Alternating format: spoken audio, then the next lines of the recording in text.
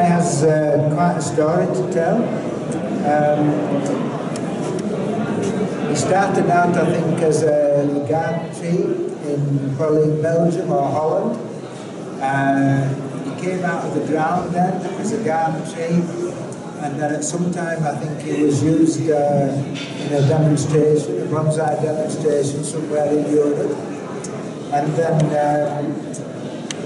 basically he finished up in Yorkshire. He came over with a batch of material that he bought, and this is what he looked like. So you can see he's quite big, and there's a lot of foliage on and a lot of branches. Thank you.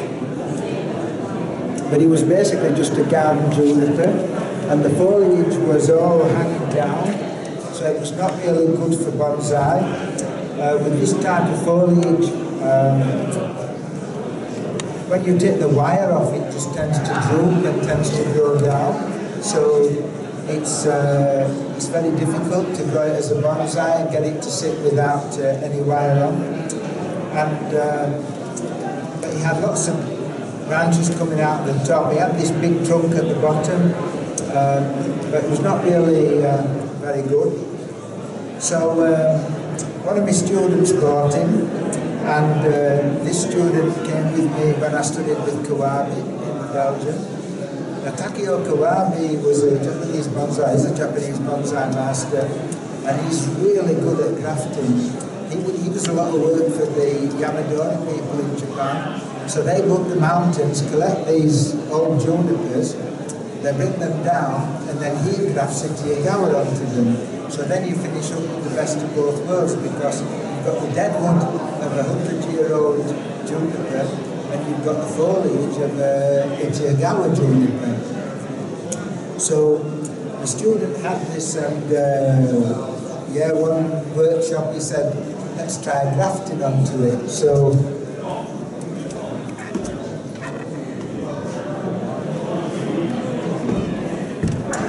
basically we took one of these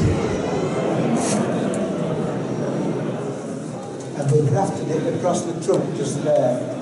And so that point that's been cut off there is where the plant pot was. So there you can see it. You can see the tree coming up, and you can see the plant pot and the little juniper stuck in the side. Maybe that's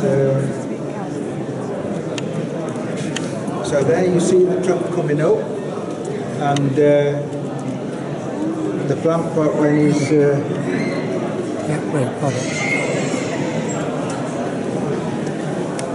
so basically what we do is, at the point where we're going to graft it into the wood, we take a slit of the bark off here, off both sides, on the top and the bottom, and we expose the cambium there. And then we cut a slit into the bark, into the vein, and again we're sort of going into the cambium there, and then we slot the cutting into this like tongue, and we try and match up the cambium layers, and then we bind it really tight with grafting tape, and then it sits on there, and it's so difficult because you have to get it really tight, because if it's not tight enough, when the tree, as the tree starts to grow, it just pushes itself off the bark, so it has to be really tight. But if you get it too tight, you can almost strangle it. So instead of it taking, it might start to take, but then you're strangling it and you can lose it that way. So you have to inspect it periodically. So then what we have to do is, as the tree's roots are coming up here, we have to try and get the tree to go this way into our cutting, so that we can then remove this plant pot because it's feeding off here.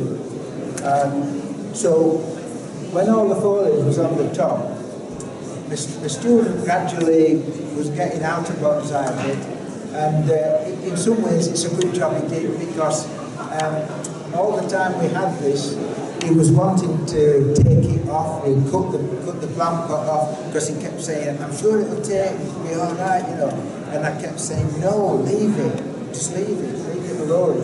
And so eventually I took the tree over from him and kept it going. And so what you have to do is, the foliage up here, it's like you have to try and balance it so that you try and weaken this foliage as this gets stronger here. So then you're gradually transferring the energy from the tree into this one as opposed to the one on the top. Now, I've tried this a few times and I've been unsuccessful and lost trees. And again, it went back to this patience thing.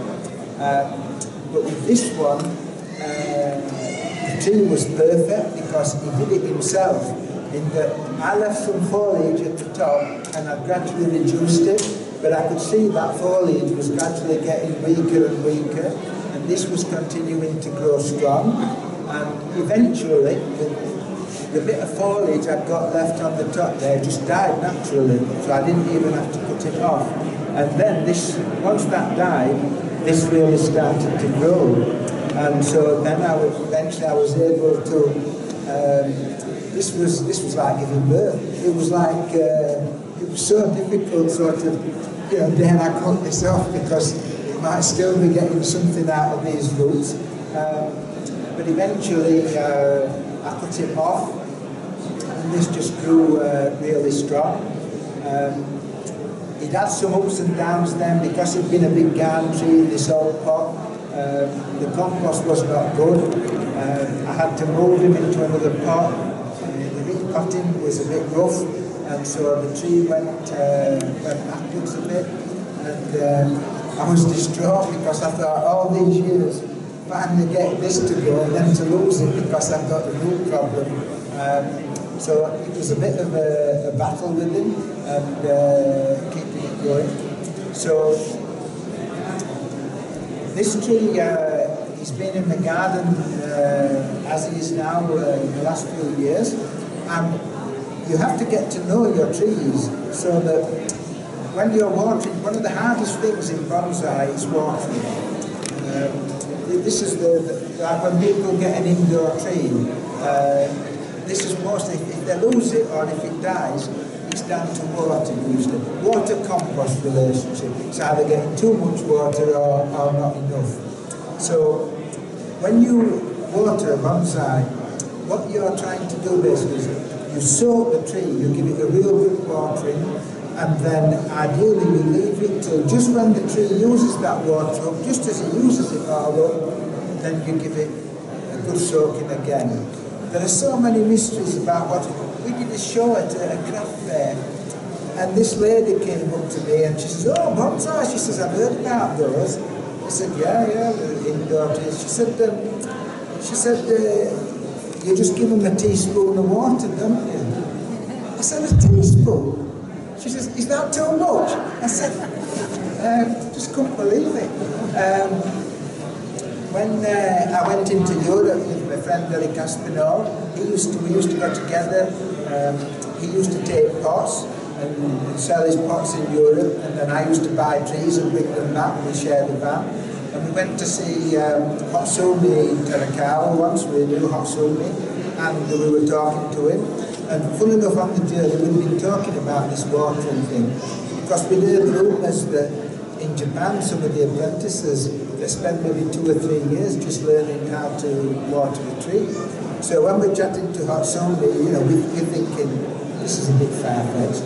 I said, Hotsumi, you know these rumours that there's, in Japan, the apprentices spend 2 years just watering trees. He says, on my nursery, he says it was 4 years.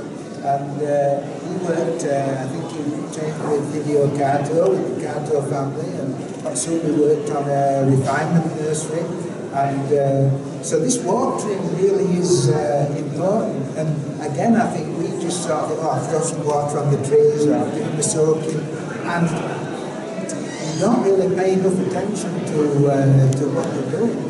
So with this tree, I knew he was struggling, and I know the compost is not good here, but I need to get him strong here before I can consider repotting him again. So when he's been in the garden, when I'm watering my trees, I know that he doesn't get watered every time. So when I water my other trees, I miss him alternately. So he only gets watered alternately. And this is how you should be with your trees, really. You should be looking at them, you get to know your trees. Like, I have a nursery with hundreds of trees on, but I can take you in the polytunnel and I can show you which trees will dry out quickest, which ones will stay wet longest.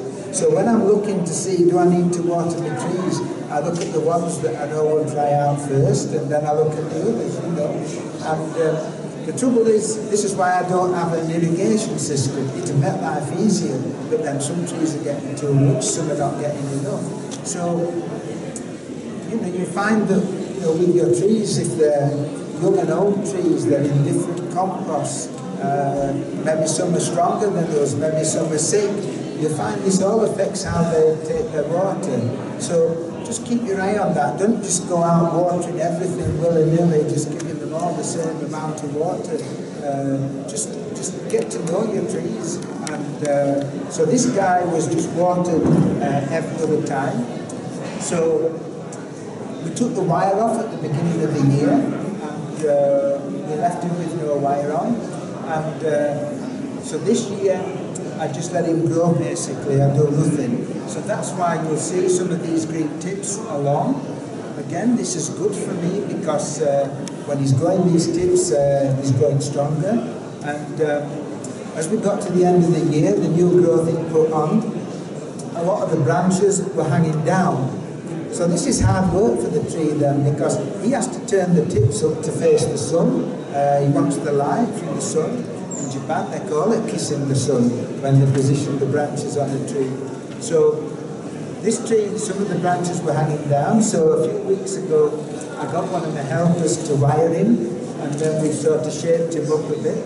But in this instance, I've done the wiring as much for his health as for styling him, just so that we get the tips facing up towards the light. So next year, when he starts to grow, and I can see he's growing strong and doing good, then when these shoots start to extend like this, I won't let them come this far out. When they're quite short, I will take them back. And this will encourage him to produce more shoots inside and to get denser, and we start to shape the foliage clouds till we get that dense sort of image. But this tree has taught me such a lot in that I've seen trees before that have come in from Japan with amazing deadwood on them and this green canopy of foliage, and you sort of look at them and you stand in awe, and how these amazing. And then it's only now that I realise just how they were grown, and that this was an old tree, but the foliage is all new. I have another one of these that's taken. And this is a big lump of dead wood again, and this has one of these on. It's a bit longer than this, and this is now just starting to grow, but it's taken. I've cut the plant pot off, and this is growing good now. And what you have to do to start with is you have to tease it basically. You have to let it grow, it starts to grow, and then what you'll find is, once it gets old, it just kicks in. It just really goes crazy then. It just really grow into a big bush. But to start with, it's a delicate operation because, again, you've got a big pot, because it's a big lump of dead wood. You've got a lot of compost in there, so you have to use a larger size granule compost to help with the drainage, because you haven't got a lot of foliage on the top. So you have to keep this balance right and keep the water right until this starts growing really strong. I hope you enjoyed John Henby's demonstration and talk on junipers. Leave a comment below and let me know what other videos you'd like to see on bonsai. And now for the afterthought. Little Johnny is at it again. The doorbell rings and little Johnny answers the door. Salesman: I'd like to see your dad. Little Johnny, you can't, he's in the shower. Salesman, then I'd like to see your mum. She's in the shower too. Salesman, will they be out soon? Little Johnny, I doubt it. When Dad asked for the Vaseline, I handed him super glue. You dig?